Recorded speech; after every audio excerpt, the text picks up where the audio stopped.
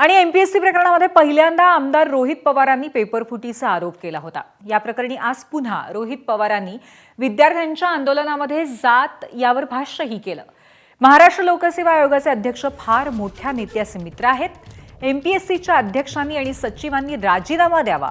जर सरकारने राजीनामा नाही दिला तर 1 तारखेला आम्ही आयोगाच्या कार्यालयावर आंदोलन करू असा इशारा सुद्धा रोहित पवारांनी दिलाय।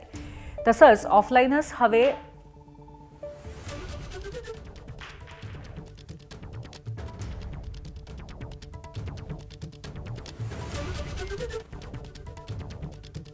एमपीएससीचे अध्यक्ष विवेक विमलवार महाराष्ट्रातल्या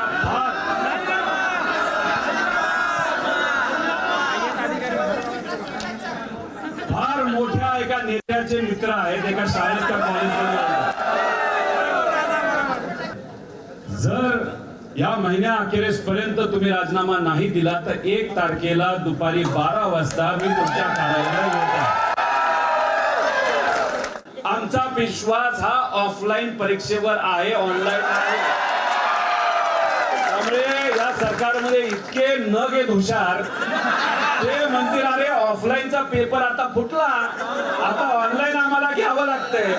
मला त्यांना सांगायचे सरळ परीक्षेपासून अनेक उदाहरणं आम्ही दिलेले, ऑनलाईन पेपर इतके फुटले, आम्हाला ऑनलाईन परीक्षा नको, आम्हाला ऑफलाईनच पाहिजे।